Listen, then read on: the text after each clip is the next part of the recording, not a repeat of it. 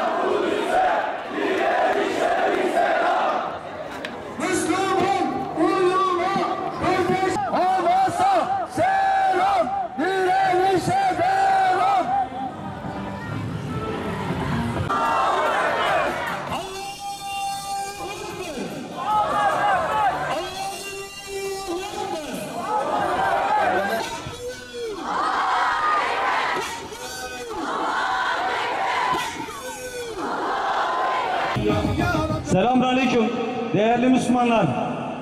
Adana'nın güzide Müslümanları, hepiniz hoş geldiniz. Kıymetli dostlar, Gazze'nin direnişine selam vermek için, mücadeleye katkı sağlamak için, kardeşlerimizin yanında olduğumuzu göstermek için buradayız.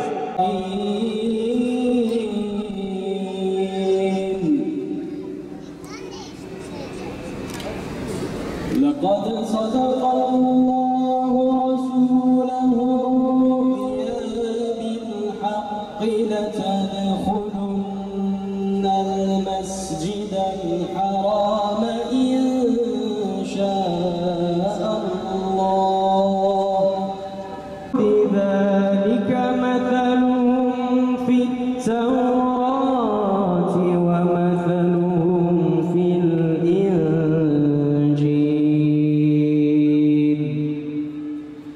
Şehitlerine de selam olsun. Rabbim şehadetlerini ve mücadelelerini kabul ve makbul eylesin.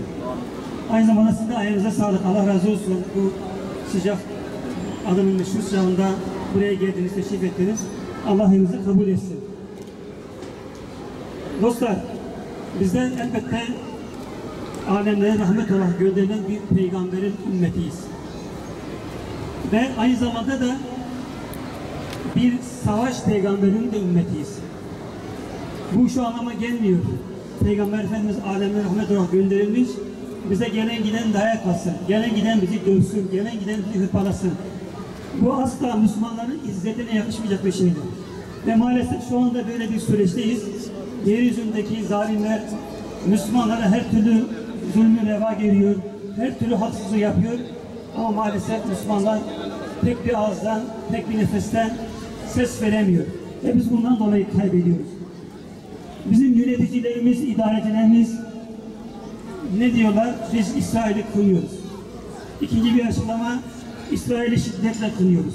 Üçüncü açıklama, İsrail'i güçlü bir şekilde kınıyoruz.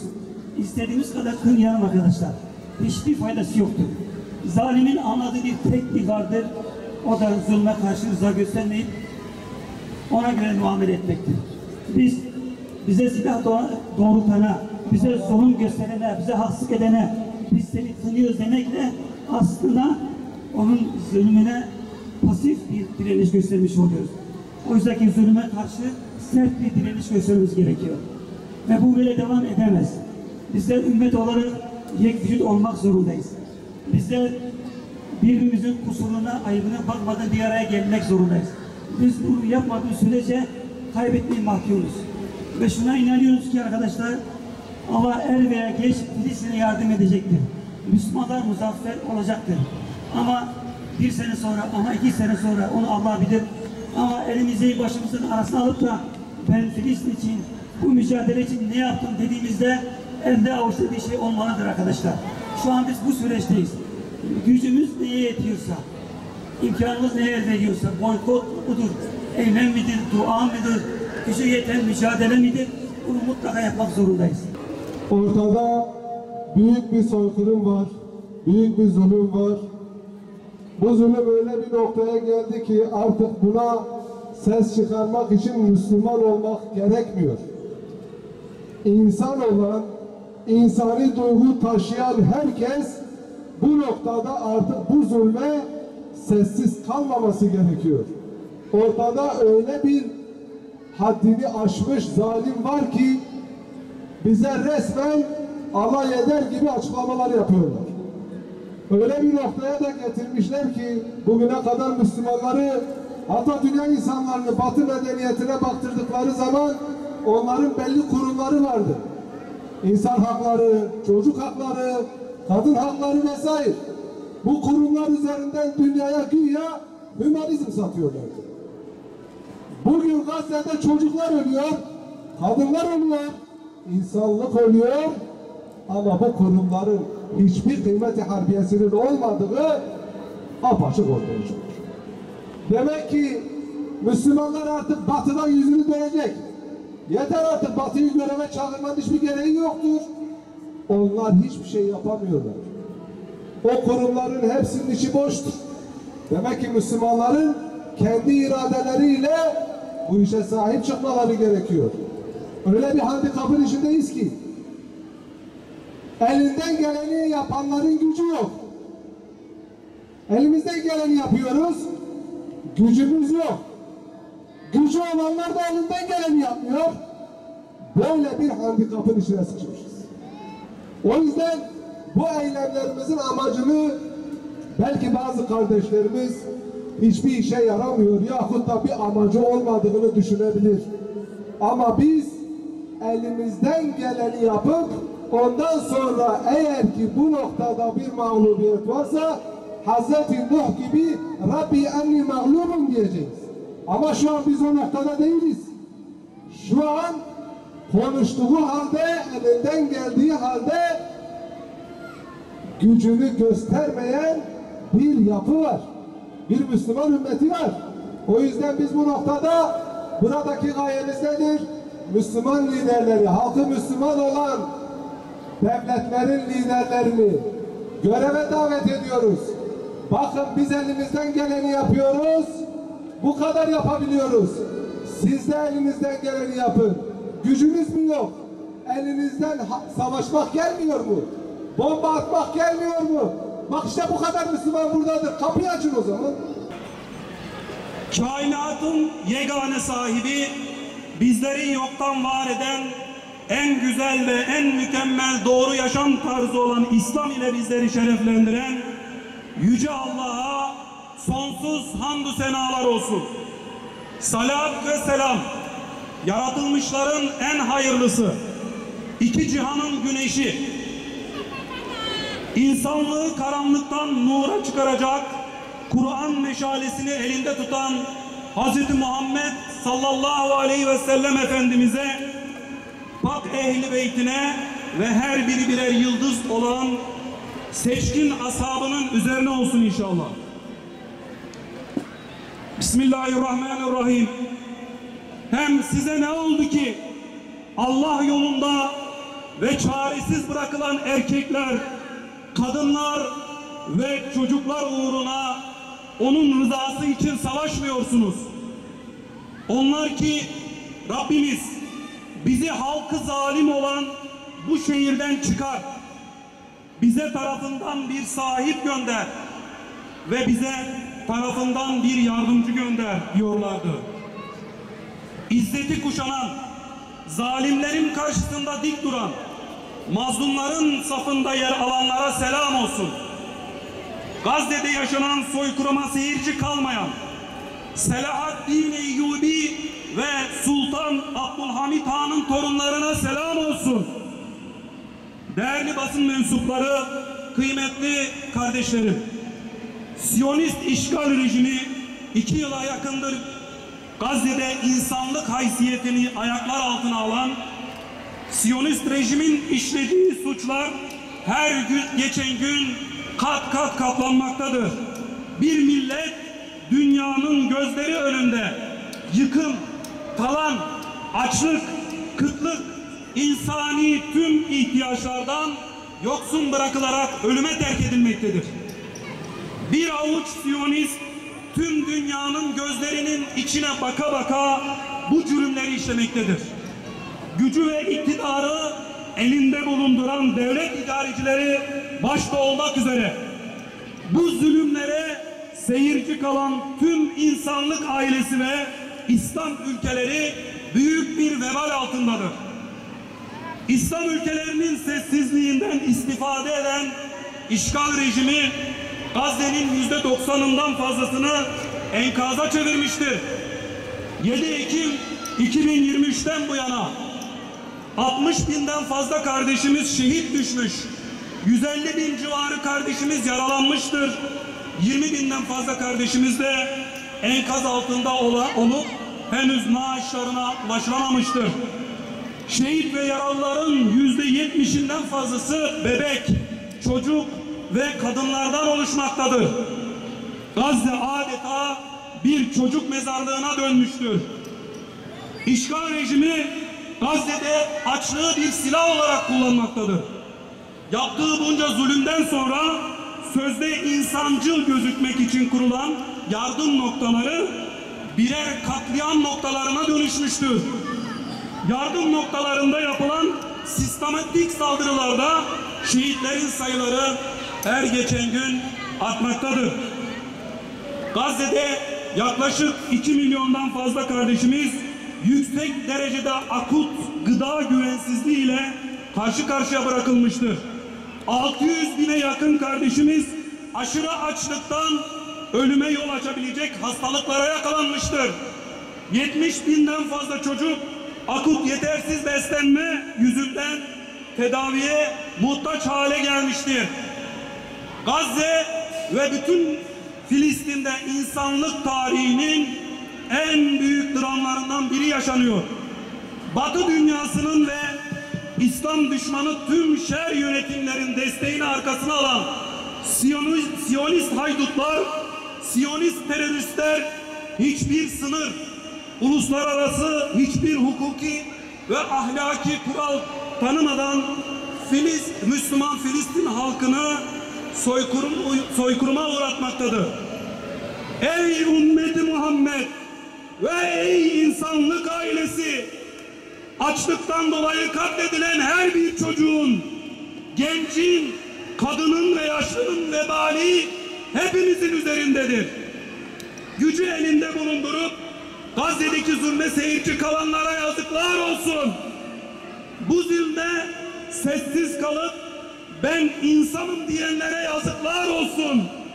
Dünyanın geçici menfaatlerinin peşinden koşup bu zulme destek sağlayanlara yazıklar olsun. Kalpleri körelmiş, gözleri harama dalmış, kulakları zulme çanak olmuş, dilleri fitneye hizmet eden uluslararası toplum ve devletler Gazze soykırımından mesuldürler.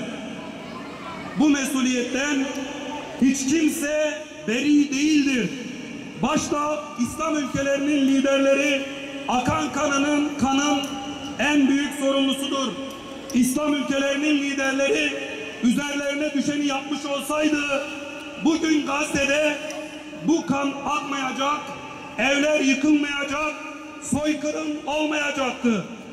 İslam ülkelerinin liderleri ve tüm sorumluluk sahipleri olarak henüz vakit varken, hala vaktiniz varken Allah katında olan mesuliyetlerinizi yerine getirin. Siyonist rejimin soykırımını durdurmanın vakti çoktan gelmiştir. Gelip geçiyor.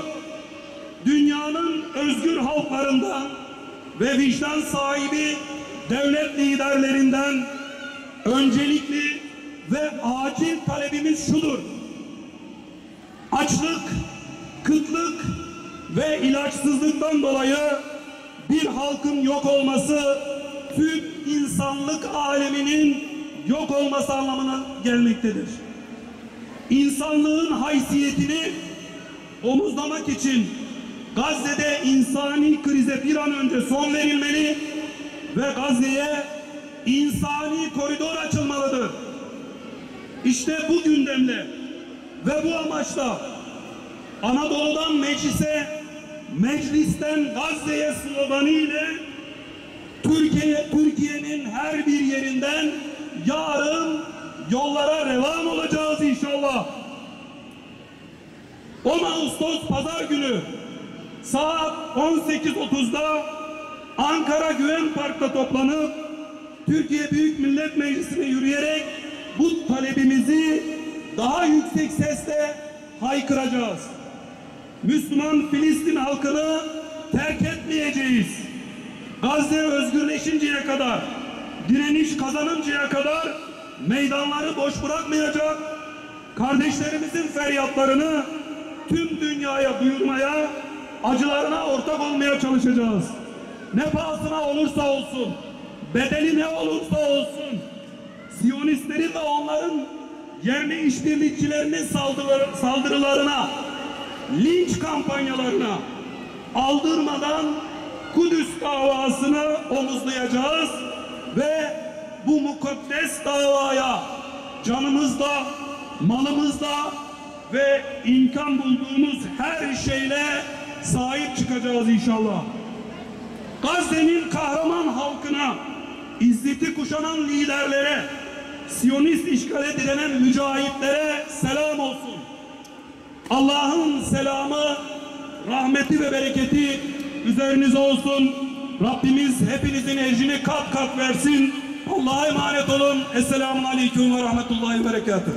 Ya İlahel Alemin ve ya Ekremel Ekremin, Esma-i Hüsna'nın hürmetine, Enbiyanın, Evliyanın, Sülehanın, Şühedanın dualarının hürmetine, Gazze'de, Filistin'de feryat eden mazlum mağdur annelerin dualarının hürmetine, bedenleri parçalanmış sebi ve sibyanların hürmetine, sen Gazze'ye yardım et ya Rab, sen Gazze'yi hafız-ı himayesine al ya Rab, gözle görünmeyen ordularını onların imdadına gönder ya Rab, zaferleri ihsan eyle ya Rab, atışlarını isabet ettir ya Rab, ya Kahhar, ya Cebbar, ya Muntakim, ya Seri'al Hisab ve ya Hazemel Ahzab, insanlığın başına bela olan İsrail, Amerika ve müttefiklerini rezil eyle ya Rabbi,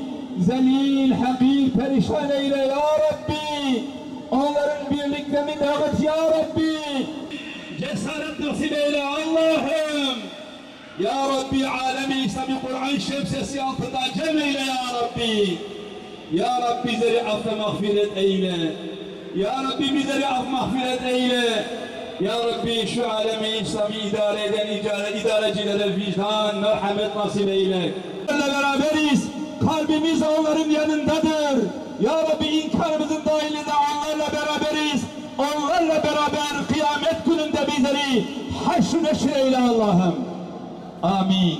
Burada amin diyen kardeşlerimizin aminlerini kendi dergâh-ı izzetinde kabul ve karin eyle ya Rabbi. Birlik içerisinde hareket etmemizi nasip eyle ya Rabbi. Alem ve İslam'ın arasındaki olan tefrikatları kaldırmayı nasip eyle ya Rabbi. Amin.